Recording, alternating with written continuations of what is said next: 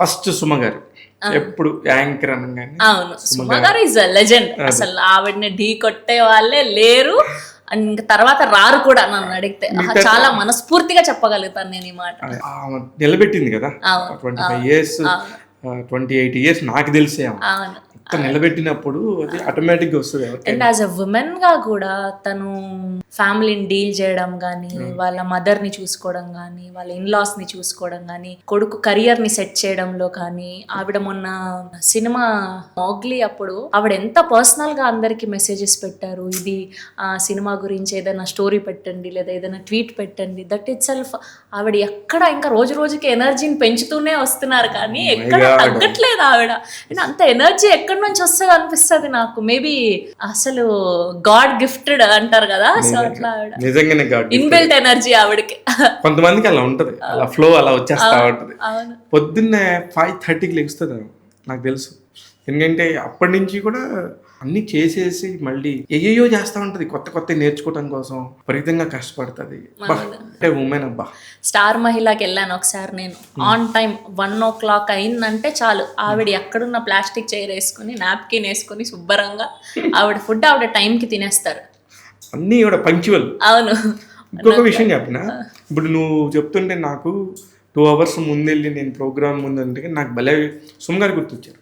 ఆమె అవసరం ఉన్నా లేకపోయినా ఆమెకు అందరూ అక్కడ వచ్చే గెస్ట్లు అందరూ కూడా తెలుసు.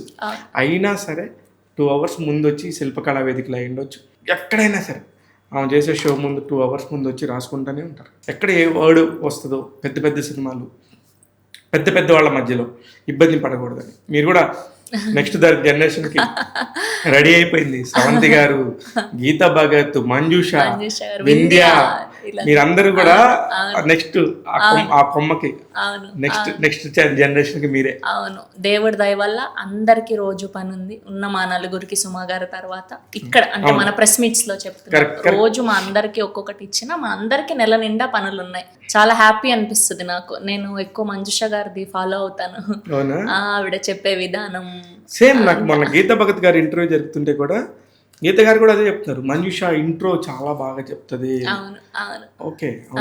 సో అట్లా అంటే తన వర్డ్స్ ఒక్కొక్కటి పేర్చుకునే విధానం అంటారు, ఎలా చెప్పాలో రావట్లేదు నాకు. సో సెగ్రిగేట్ చేసుకునే విధానం చాలా మంచిగా అనిపిస్తుంది. నీట్ గా డివైడ్ చేస్తుంది ఒక్కొక్క పార్ట్, ఇది ఈ పోర్షన్, ఇది పోర్షన్. అమ్మాయి బాగా చదువుకుంది యాక్చువల్లీ. ఆ అమ్మాయి గ్రూప్ 1 రాసింది. గ్రూప్ 1 రాసింది కాబట్టి కొంచెం ఆటోమేటిక్ గా బుకిష్ నాలెడ్జ్, ఎప్పుడైతే నీకు మాట్లాడే పదాలు ఆటోమేటిక్ వచ్చాయి. Exactly exactly. ఆవిడకి ఎప్పుడు చెప్పలేదు నేను, కానీ అంటే ఇది సందర్భం అంతే.